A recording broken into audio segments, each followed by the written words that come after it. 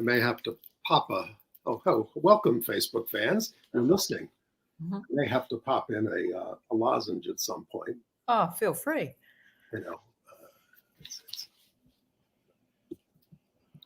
I noticed that Andy Bashir's one of his relatives up there on the stage with him was chewing gum.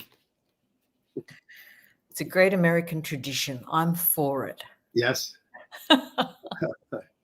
Oh, it gets you in a lot of trouble in Singapore. Anyway, welcome, Facebook viewers. I'm here.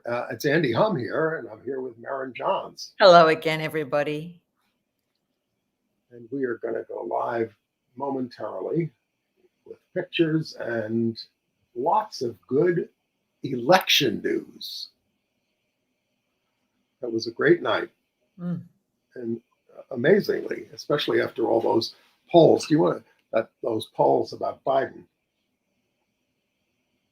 But they are just polls. And we have to really escalate the noise we make so that we'll be heard.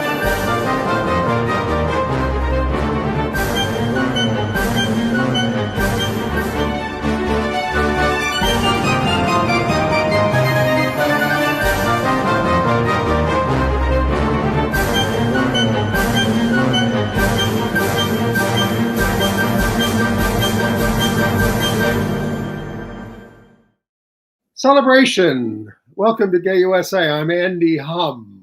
Hello, I'm Maren Johns, and happy Intersex Solidarity Day.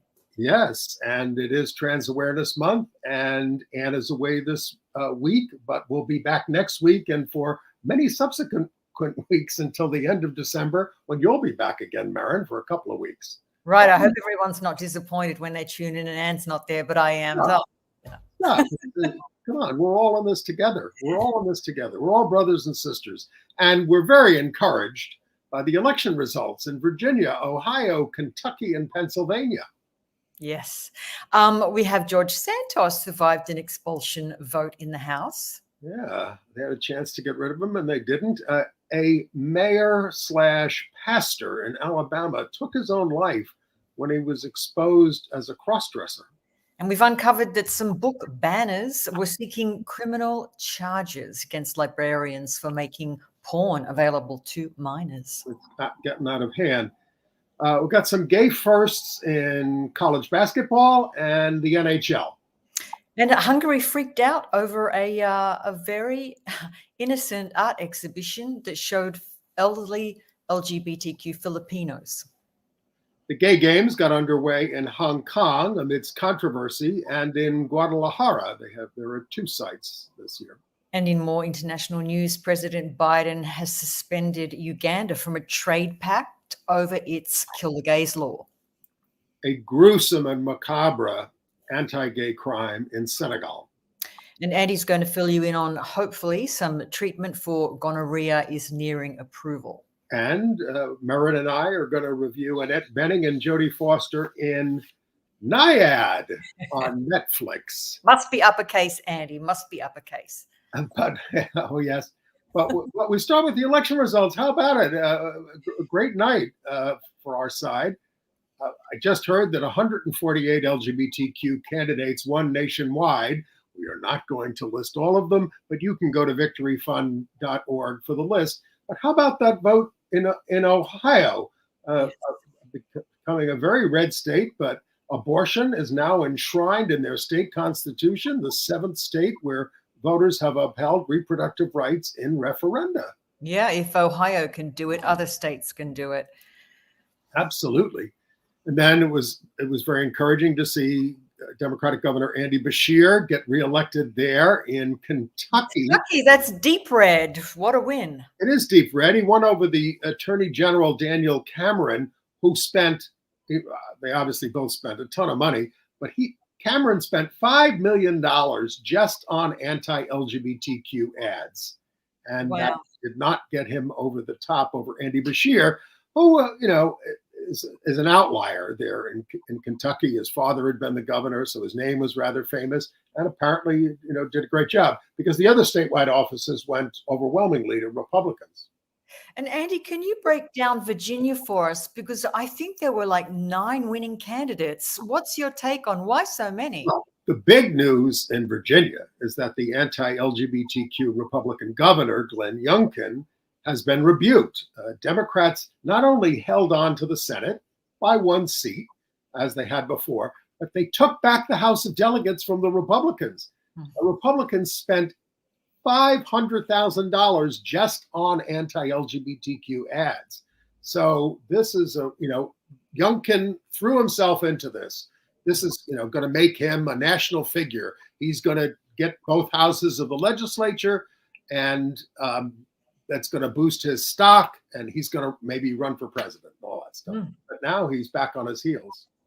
Now, in some of the races, Donica Rome, we have a picture of Donica, transgender, has moved from the House of Delegates to the Senate and is the first out trans senator in Virginia, the first out trans senator in all of the South.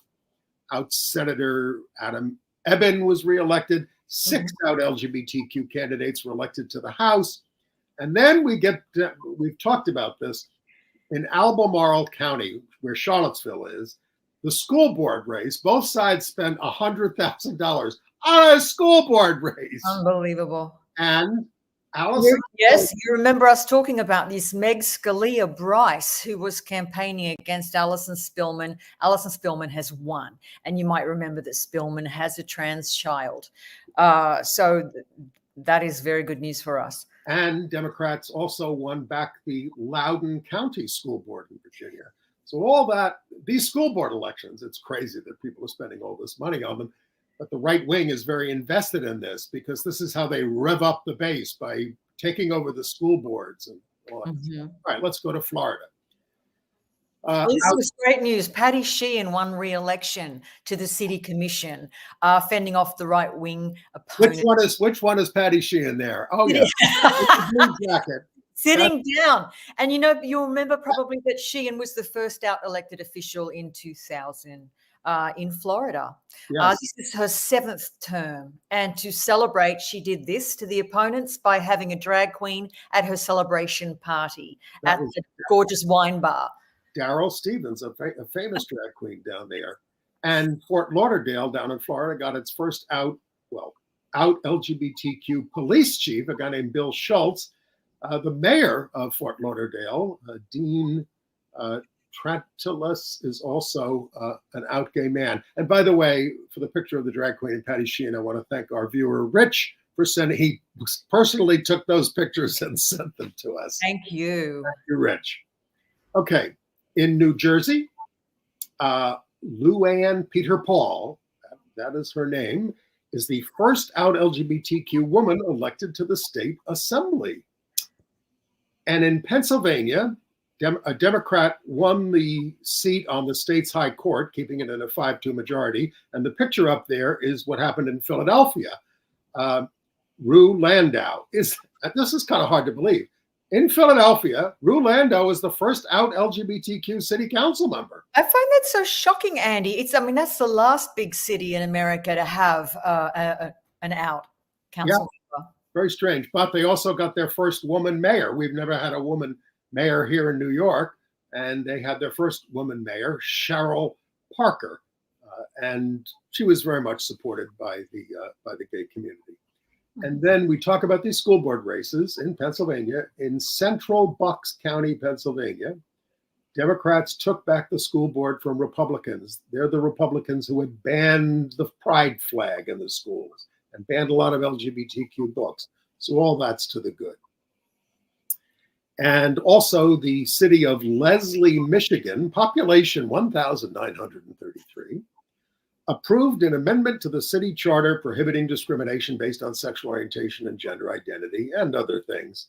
92% of the voters in this rural town said yes to civil rights. So I think it's becoming a loser for the Republicans to attack us on these things. They're not gaining anything. All right. And then, we're taping right before the Republican debate, which is in Florida, right? This time. So Equality Florida has taken out an ad against Ron DeSantis, and we're going to show that to you now. Mhm. Hurricanes are a part of life, but now there's an even more destructive force. Ron DeSantis signed a bill banning abortion in the state after 6 weeks of pregnancy. Ignoring Florida's real problems while ripping books from school libraries, emboldening racism, targeting LGBTQ kids, censoring history. As DeSantis continues to wreak havoc, it's time to come together and build a future that includes us all. Join us. That ad is going live today in select markets, I think, Andy. And I know they've sent out a social media toolkit, so hopefully it'll get a lot of coverage and go viral. Well, we're doing our best here at Gay USA to make that happen. So, I mean, how do all these election results make you feel going into 2024?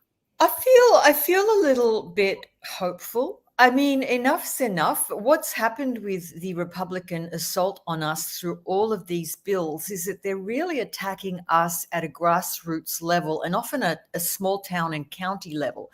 And I think they're going to get a little more backlash than people anticipated. Yeah, well, we can only hope so because, you know, almost everybody has an LGBTQ family member, whether they get along with them or not. I mean, they know us now. And it's harder to do, but they are politically trying to erase us. They are, but the problem is children. I mean, when you attack children, when you weaponize children so that you can't go to a theme park anymore because there's Nazis picketing out there, or you can't go to the school library in safety because there's a book ban. I mean, life in this country is hard enough. Let alone trying to raise children and step around political landmines while you're trying to do that. And also, how do you think all this makes the kids of LGBTQ parents feel when they see all this bigotry on display all the time? It's not nice. Speaking of not nice, we talked a lot about Mike Johnson, the new Speaker of the House, or I guess he should be called the pastor of the House of Representatives, and it's all bad. But what else did we learn about him? I don't think we mentioned that he is attributed. I heard this when I was a kid from right wingers. Rome fell because of homosexuality, rampant homosexual behavior, according to Mike Johnson. That's a quote from him. I mean, it's a cliche. That's an old white straight white male history book view. Not to mention all the other egregious sins of the Roman Empire. That's the one that they had to seize upon. Yeah. You know, imperialism run rampant, complete ignorance of other cultures. Not any of those things. But the other thing about Johnson that's fascinating is his financial disclosures that have been released. Have you heard about this? The man. He's top earning, attorney who doesn't even have a savings account, a checking account, a crypto account. Even I have a little bit of crypto. I mean, he's got no stocks, no basic funds, nothing, apparently. I think he's hiding something. I think a lot of us think he's hiding a lot. Out Representative Congress member Richie Torres from the Bronx wrote that Mike Johnson's sense of history is as horrendous as his homophobia. Mike Johnson's wife, Kelly, told Fox News, God has placed him here. It's biblical. The Bible says he raises up leaders and he brings them down. I mean, take it easy, lady. You know, yeah. I mean, it's just too much. Yes, that's a lot of pressure on poor Mike. I guess God raised up a lot of LGBTQ candidates across the country, 148, right? That's right. All God's will. It's the parting. Where it happens, it's God's will. Come on, take some personal responsibility. It's okay to worship your God, but keep it private. All right, let's update people about George Santos.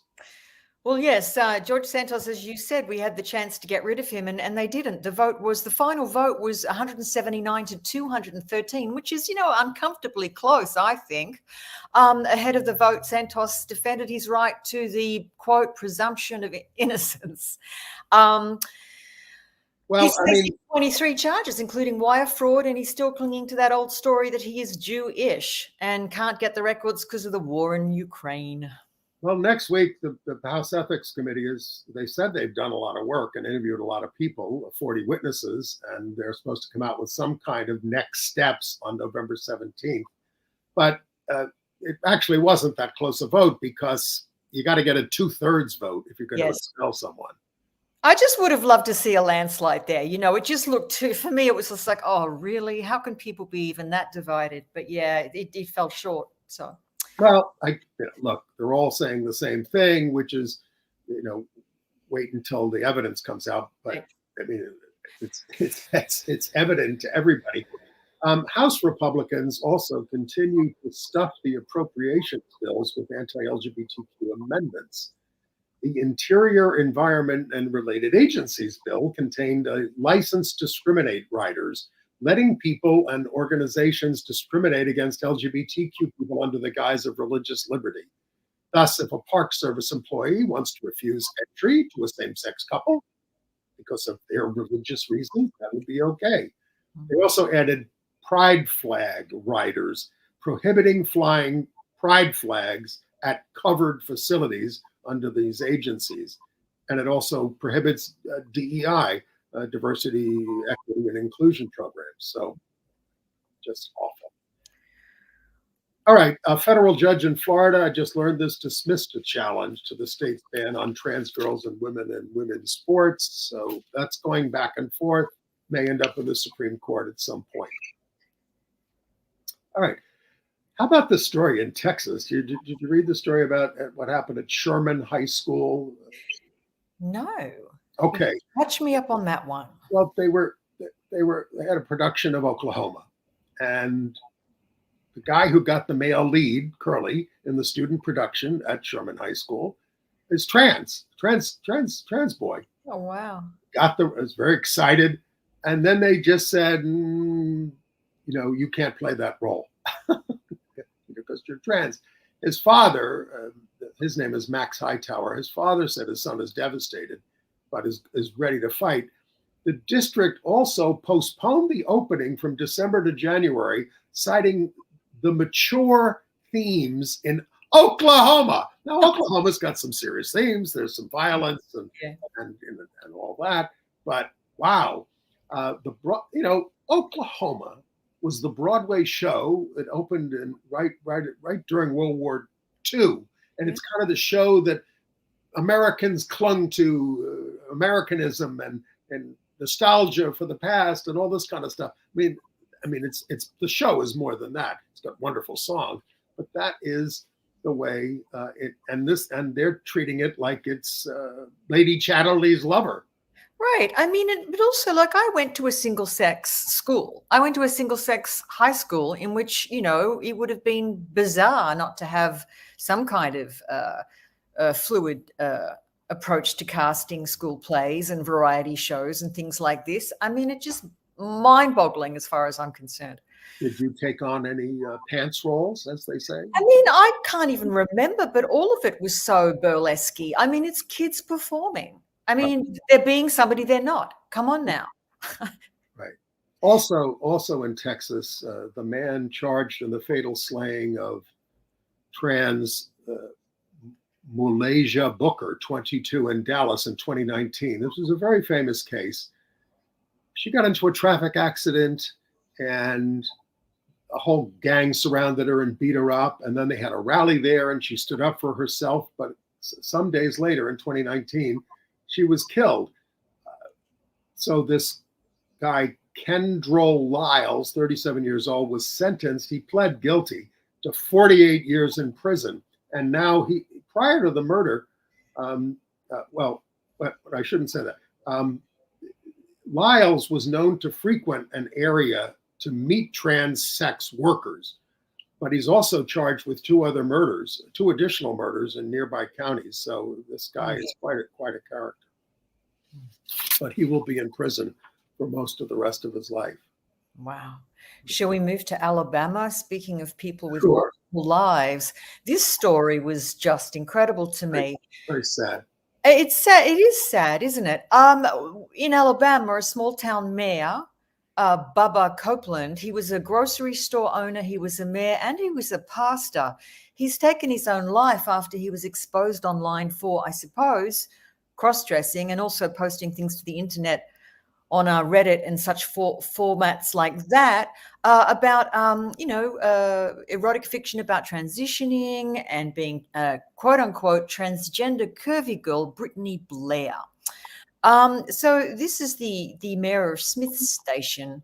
He was 62, and after a slow police chase, he did shoot himself. He's a father of 3, and right after he was exposed, he told congregants that he had been the subject of an internet attack, so that this wasn't him living a double life online. This was sort of somebody out to get him.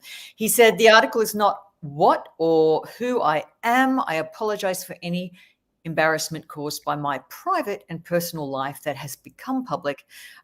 He said, "This will not cause my life to change. This will not waver my devotion to my family, serving my city, serving my church." But unfortunately, it did. There are so many heterosexual men who like to cross-dress. I mean, that's called transvestism. And, they don't identify, most of them, with the trans community, but it's something that turns them on. And that makes them feel better about themselves when they do it.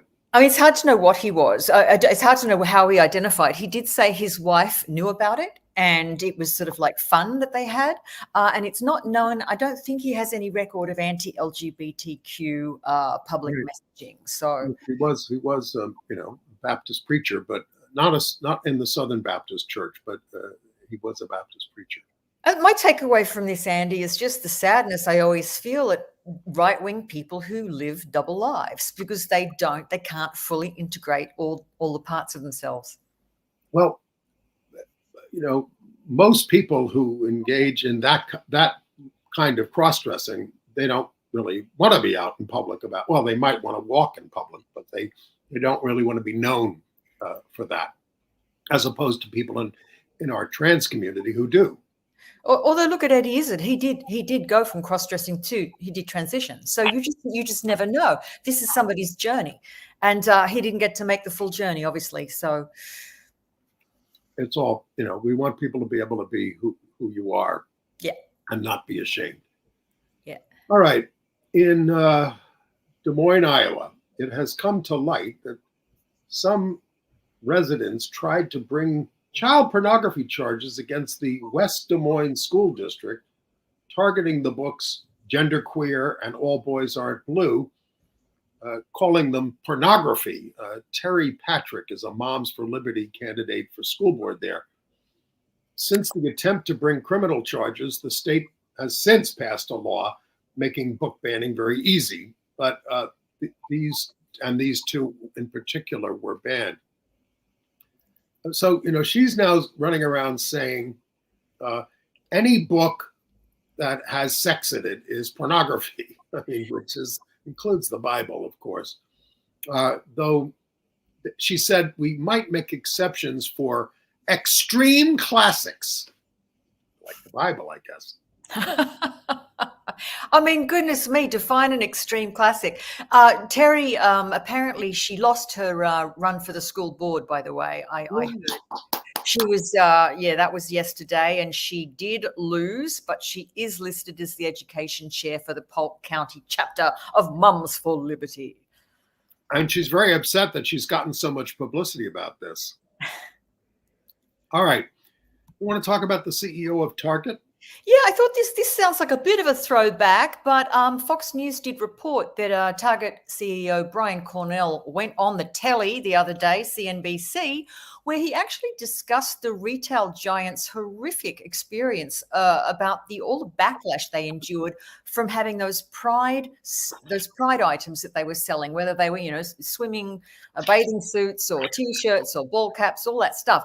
But he actually said that employees felt more unsafe at Target than they did during the COVID pandemic, the George Floyd riots, all the Black Lives Matter protests, any other time in their living memory, they felt most frightened of being in the store working during that backlash, which I thought was pretty shocking. He said he's got 10 years history with the company, and he can tell you this is the worst.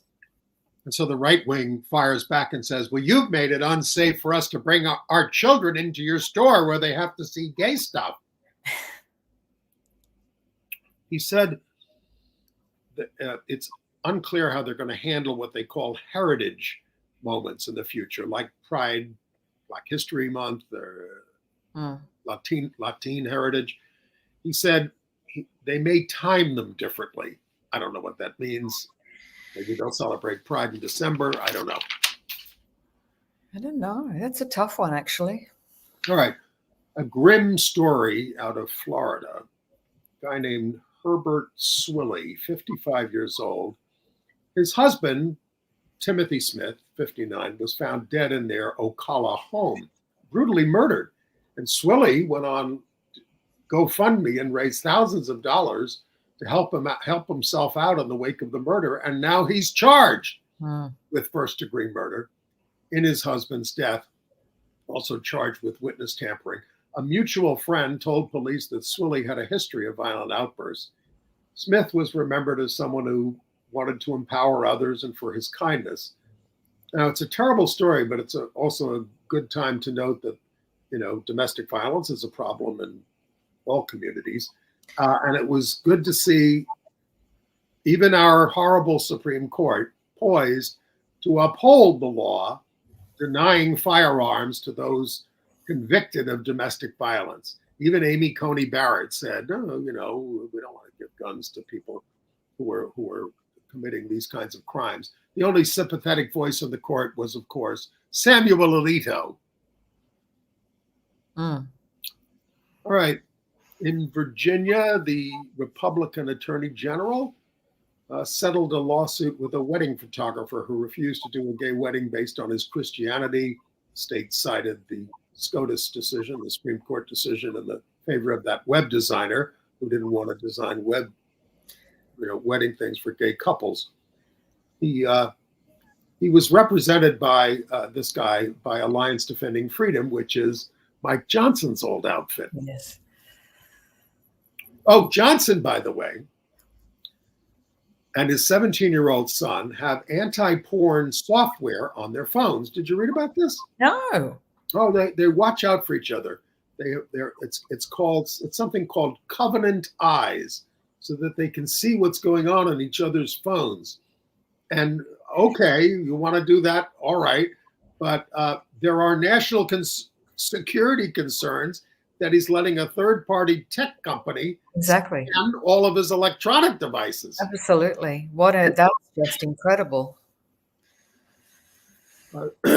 Admiral Rachel Levine, who is the Assistant Secretary of Health at HHS, a transgender, met with New York City's anti-violence project, Beverly Tillery over there, and she declared hate a public health issue, whether fueled by homophobia, transphobia, or racism.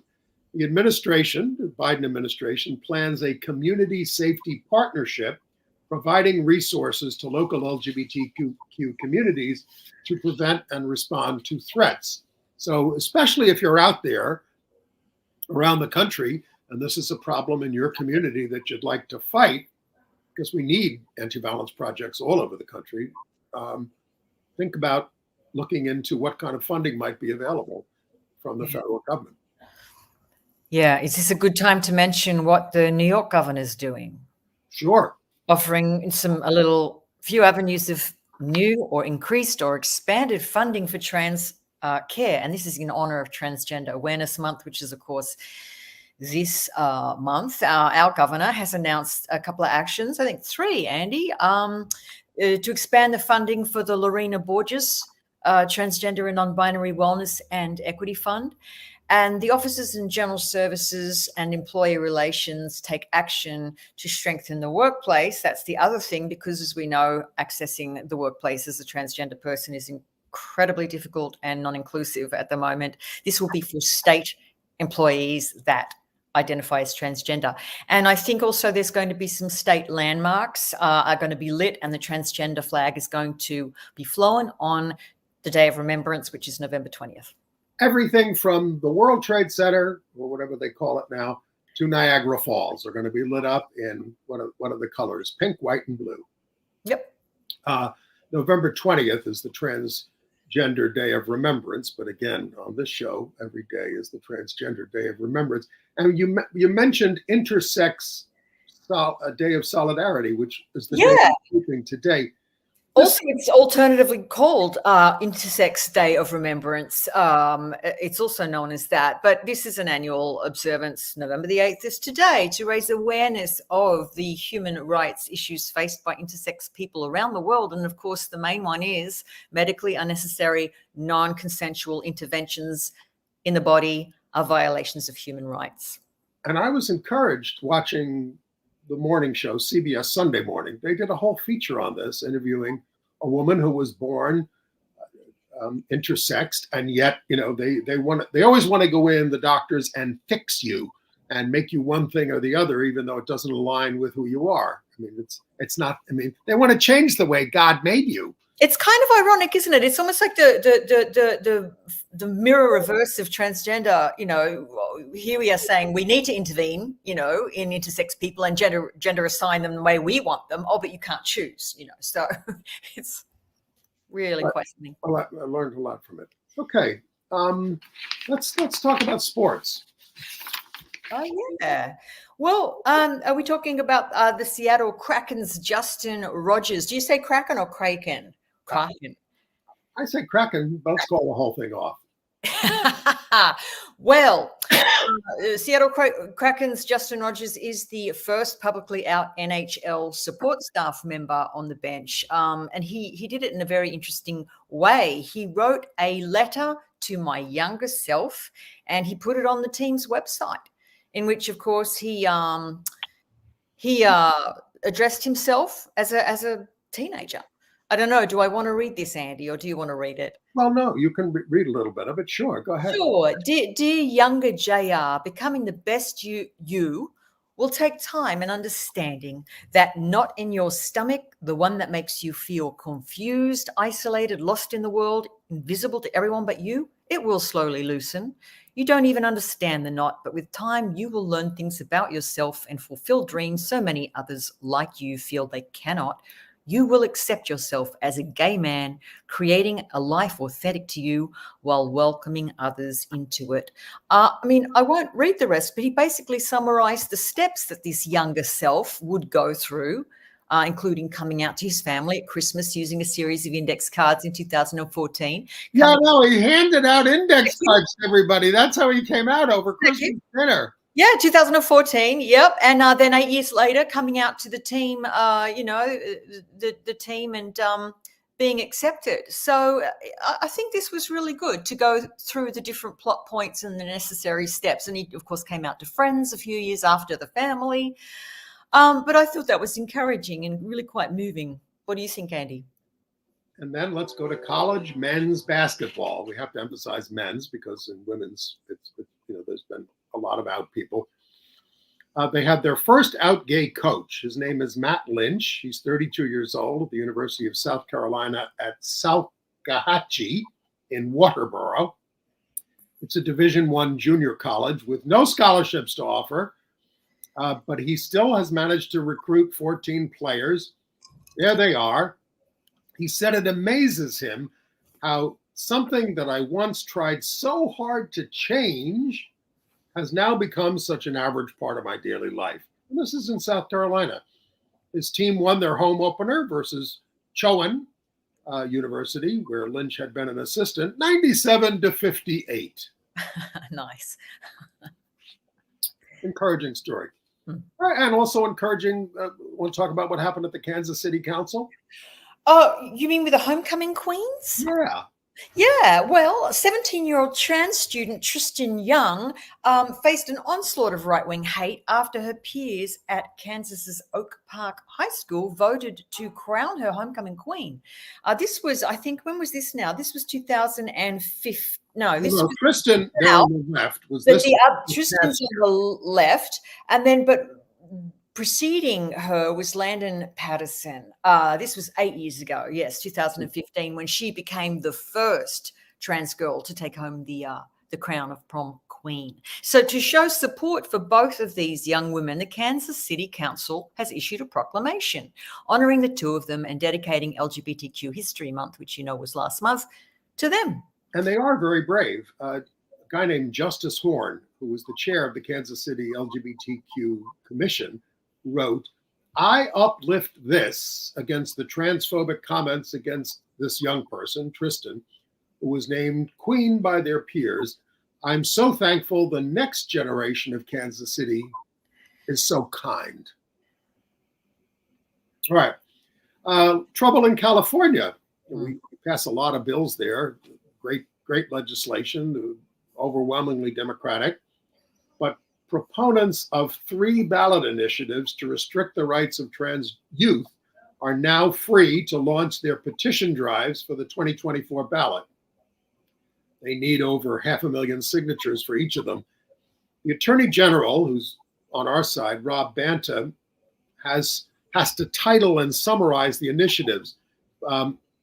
But he's also waging a court fight over the focus of one of them that compels school districts to forcibly report trans or non-binary students to their parents without permission.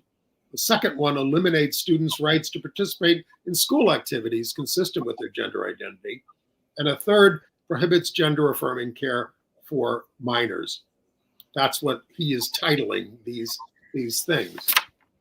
Are these bills, so these petitions, these ballot measures are all being put forward by, is it Protect Kids California? Is that who's behind this? That's what they call themselves.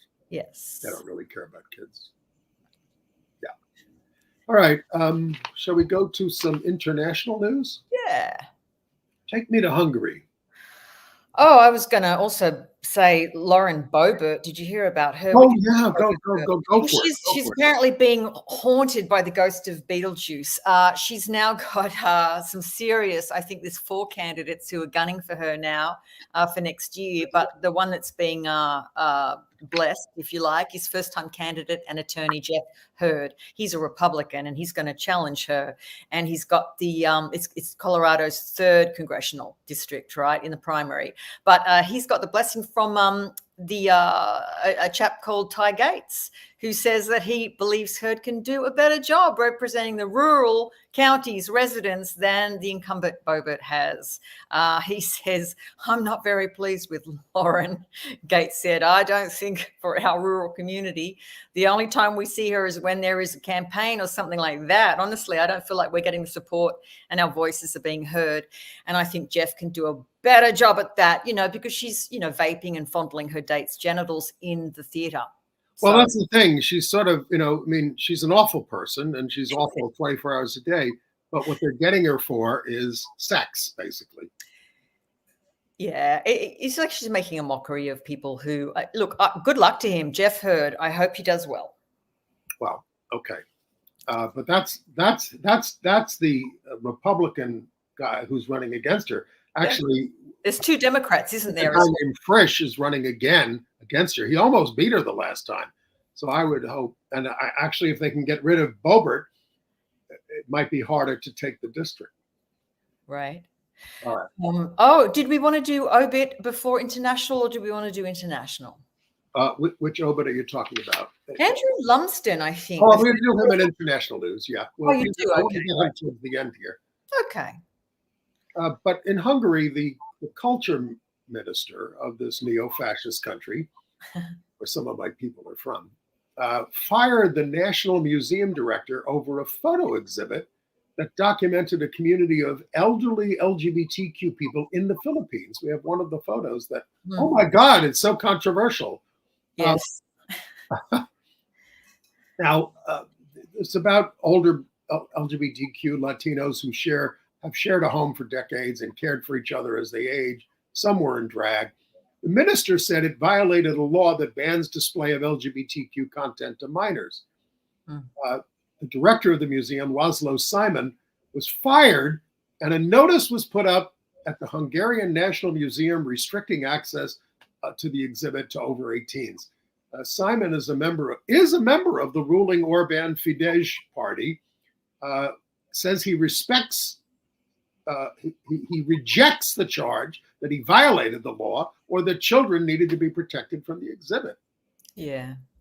I mean, it's incredible. It's all those photos are in an anthropological light, if we can even still talk about that as a kind of genre classification anymore. But they're clearly not, celebrating or LGBTQ identity in any way that you could even associate as being dangerous to children. The photographer the actual woman who took these photos, Hannah Reyes Morales, has said that she's beyond saddened. Speaking to AP, she said, what is harmful is limiting visibility for the LGBTQIA community and their right to exist and to be seen. Well, Viktor Orban, the fascist leader of Hungary, is also rather sad because his allies in Poland lost the last election, and he's not going to be king of Europe. But the gay games are underway, and they're not in Europe. They're not in the Western world. They're in Hong Kong and Guadalajara. There's a bunch of them in Hong Kong, and this event is being attacked by the Beijing-installed patriots-only government there. 8 lawmakers called for the games to be scrapped for spreading Western ideology. The Gay Games co-chair, Lisa Lam, said all local laws are being followed. Now, go ahead. Attendance is apparently down. No previous games had fewer than 8,000 participants. There were 2,381 in Hong Kong, 2,458 in Mexico. The next games are in Valencia in 2026. Valencia. That's going to be a lot of fun. Those will be great. Yeah, you're going? I would love to. I've never been there, but what's your game there, Marin? What's your sport? I'm probably better off as a spectator. Let's be honest. I'm not a sport. Anybody can participate. By the way, Taiwan's athletes, they had a choice of Guadalajara and Hong Kong, and they didn't pick Hong Kong, which is in their neighborhood. They went to Guadalajara. They feared for their safety in Hong Kong. Wow, that's so sad. Well, the whole thing, it's a sad world these days, isn't it? Yeah, all right. I'll go to Valencia and I'll play table tennis. I think I can make that. Yeah. Okay. We told you about how the Jamaica High Court upheld the anti-buggery law there, right? Mm-hmm. So Maurice Tomlinson, the famous activist from there, who has fought there he is on the right with his husband, Tom Delker. He's fought for 7 years to get that law overturned. And he says, I'm done with Jamaica. I'm going to stay in Canada. I'm fleeing multiple death threats. Other gay Jamaicans have paid with their lives. He now works as a nurse, caring for bruised and battered people. It's so sad. It wasn't the story that he had to go home to Jamaica because his parents were ailing and he wanted to care for them as they died. And to feel like he can't even be safe. He cannot. I mean, you'll correct me if this is wrong, but I think 1 in 3 Jamaican men who have sex with men have the HIV prevalence is the highest there per capita of that group in the world. And this is ignorance. It's so repressed. I believe Outright Action International, or Outright, the group that deals with gay asylum seekers, LGBTQ asylum seekers, I think the biggest number here come from Jamaica. Yeah, people just want to get out. Well, you can be put in jail for 10 years in Jamaica for even holding hands with a person of the same sex in the privacy of your bedroom. So that is one hell of a law that needs to be overturned. Right. All right. President Biden is standing up for us. He suspended 4 nations from a trade pact to promote economic development in Africa, including Uganda, for gross violations of internationally recognized human rights, citing the recent Kill the Gays law. The Ugandan officials are very defensive about this, calling it a violation of their rights to get suspended. You're not entitled to this aid. Russia and China, of course, will trade with them without regard to human rights. They also suspended were Niger and Gabon, which just had military coups, and the Central African Republic, which just scrapped their limits for its president. And also in Africa, not only do you have to kill the gays, you have to kill them again. In Senegal, they dug up a man from the cemetery after they discovered that he had been gay, and then hundreds of people gathered to set his body on fire. They've arrested 4 suspects, just 4. Who knows what all of these other people standing around are going to, what justice they're going to have to face. But this is incredible. The man was 31 years of age, named locally as Sheikh Fowl, I think. He was buried in a cemetery in central Senegalese town of Kaolack on Friday evening, because he wasn't allowed to be buried in his hometown of Tuba, which is in a holy Islamic city. So first of all, he couldn't even be laid to rest where he would have liked to be laid to rest. And then they dug him up from where he was. It's grotesque, of course. Yes. Even the local religious leader called the burning, reprehensible. And they are taking action against some of these people. But it shows you it's a very popular thing. I mean, of course, the guy was already dead, but it reminds me of the lynchings in the South that happened forever. That's why the NAACP was formed. They used to not only hang people, but burn them. And there'd be big crowds standing around cheering and taking photographs with them and all that. Yeah, shocking. We mentioned Poland. Yes, a coalition of centrist and left parties beat out the reigning reactionary ruling party. But that Law and Justice Party is trying to hang on somehow, trying to create a myth of a stolen election. Sound familiar? Hey, and how about what happened in China? They just had their Women's Congress, right? Oh, goodness me. Yes. Now, this was a doozy. So this is meant to be the Women's Congress, but who has the prime central position is Xi Jinping, country's leader, sitting center stage at the opening of this National Women's Congress, which isn't really for women's equality at all. Instead, they get a lecture on the appropriate roles for Chinese women. He says we should actively foster a new type of marriage and childbearing culture. Adding that it was really the role of party officials to influence young women's views of, state-sanctioned love and marriage, fertility, and family. They're going backwards. And for the first time in 2 decades, there are no women in the ruling party. It's the only party in the party's executive policymaking body. None. No women. China going backwards. All right. Now, let's talk about this gentleman we lost last week in the United Kingdom. He was his name was Andrew Lumsden. He was 82 years old. He was the founder of the United Kingdom's first LGBTQ publication. It was called Gay News, excuse me. And he was a very early Gay Liberation Front activist there in 1970. So he has died. After doing a story with the Times of London on the Gay Liberation Front that the editor forbade to be printed, he decided we got to have our own paper. Yeah. We, of course, had similar problems with the New York Times. The gay paper that he founded was sued under the 17th century blasphemy laws that were not repealed until 2008 because they published a poem about a centurion being in love with Jesus. They got the paper fined £1,000 and a 9-month suspended sentence for the editor. Wow. Lumsden was an organizer of the first Pride March in London in 1972. My friend Peter Tatchell there called him a friend, comrade, and hero. One of Lumsden's early protests was against Notting Hill pub called Chepstow that was supposed to be gay friendly, but barred a drag queen from entering. So 20 guys showed up in drag and had a sit-in. And they all appeared in drag before the magistrate, except for Lumsden, because he liked to wear a jacket and tie. He said, my way of upsetting people was to be flagrantly gay and looking exactly like an ordinary office worker.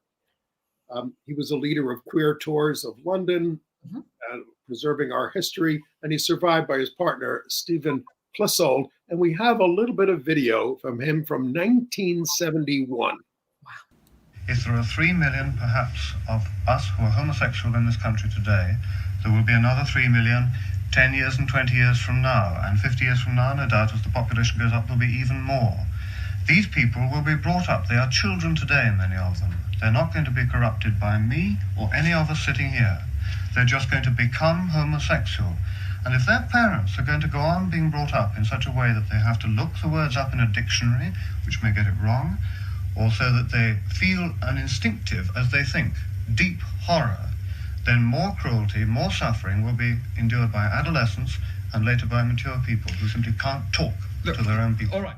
There's oppression of other kinds too.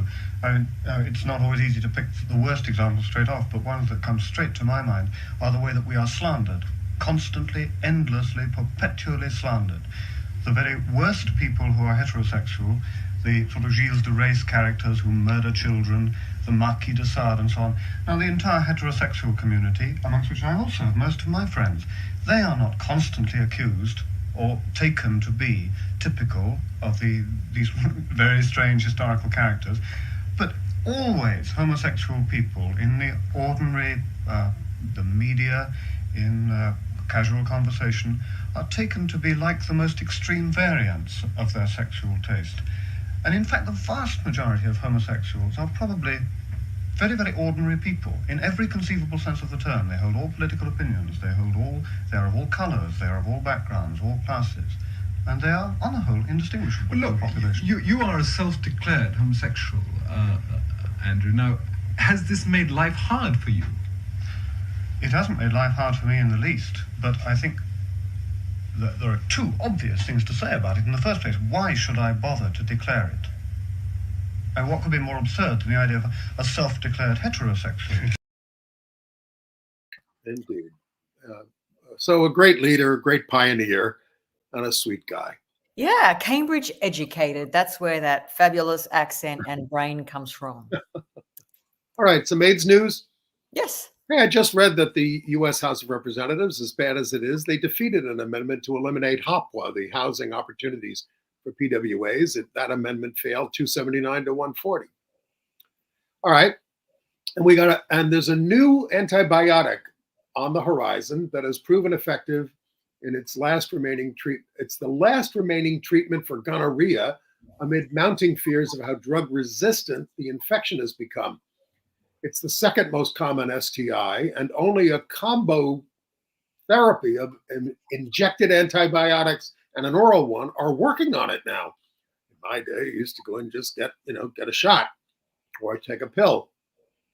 But the results from a late-stage clinical trial of the new one called zoliflodacin showed it was effective. It's the first new treatment in decades, and it could be on the market in 2025. CLAP, or gonorrhea, has gone up in the United States 28% from 2017 to 21. It can infect the genitals, the throat, the rectum, especially common among adolescents and young adults, and disproportionately among gay and bi men. In women left untreated, it can lead to pelvic inflammatory disease and ectopic pregnancies, and it can also raise the risk for HIV infection. So the ultimate fear is that eventually gonorrhea could prove wholly untreatable. So maybe use some condoms.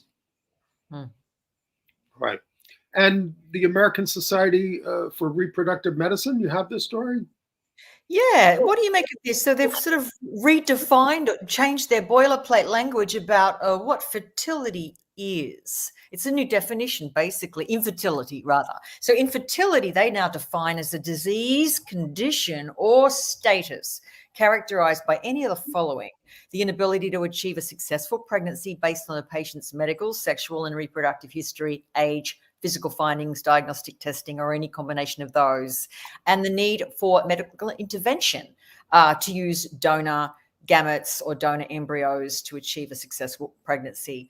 And, look up this report if you do want to find more. But Andy, I was interested in asking your take on how you see this affecting gay men, for example, who want to have a child through surrogacy, or lesbians, or transgender. Because the issue is we can't get it covered from insurance, because they say you can only get covered for fertility treatments if a couple has tried to get pregnant and they can't. Right. You have to try naturally for months. Well, we can try naturally forever and we're not going to get pregnant. But do you think I think that's the law in 21 states. But now that the ASRM are saying that it's also a status, I felt that that was potentially good news for us. Yes, it's absolutely going to help LGBTQ people who are trying to use get fertility treatments, get it covered by insurance, etc. Very good. Okay. Entertainment news. You said you had a late breaking story. Yeah, I don't know if everyone remembers this incident with the Oscar-winning screenwriter Dustin Lance Black. He was accused of grabbing a BBC presenter by the name of Teddy Edwards at a nightclub in central London in August 2022, and like grabbing her, throwing a drink at her. She threw a drink at him. She had to twist, and then the drink spilled on her. It just seemed like nonsense to me, but anyway, she took to social media and then charged him with sued him for assault. Anyway, the good news is he has been acquitted of that in the London Magistrates Court in Westminster. Judge Louisa Chichora says that she could not properly convict Black. His latest project is Rustin, which is coming to Netflix. So it's out on Netflix, isn't it, Andy? Comes out on November 17th. That's right. Very soon. Okay. I think it's out in theaters now. Yes, that's right. Now, we're going to talk about the Diana Nyad film, but in my AARP magazine, I read about her. She said she's been out since she was 21. I've been madly in love 3 times, and I'm still close to each of those women. Now, let's talk about the film. That is on Netflix now, Nyad. Oh, I mean, this film was, look, whatever you think of Netflix. Well, let's just say it. That's Annette Bening playing Nyad, and that Jodie Foster playing Foster, Bonnie Stahl. Yeah. I mean, look, I thoroughly enjoyed it. I'm not a huge fan of these endurance narratives because I find them so uncomfortable and traumatic. I mean, she puts her body through hell. It's absolutely punishing what she goes through to make that famous swim from Cuba to Key West. Well, she tried it several times and failed, and because she's swimming without a cage, a shark cage, and she did it when she was 64. So it's a story of survival and perseverance, and also it's a love story. Yeah. She says she does it all for love. I'll tell you my highlights and then you tell me yours. But for me, Jodie Foster Annette Bening's fantastic. I'd watch her, read the laundry list. But I mean, the treat for me that I wasn't expecting was Jodie Foster's portrayal of Bonnie was just so I know that lesbian. Do you know what I mean? I know that lesbian best friend. And it was just so lovely to see Jodie so comfortable in her own skin as Bonnie. So that was terrific.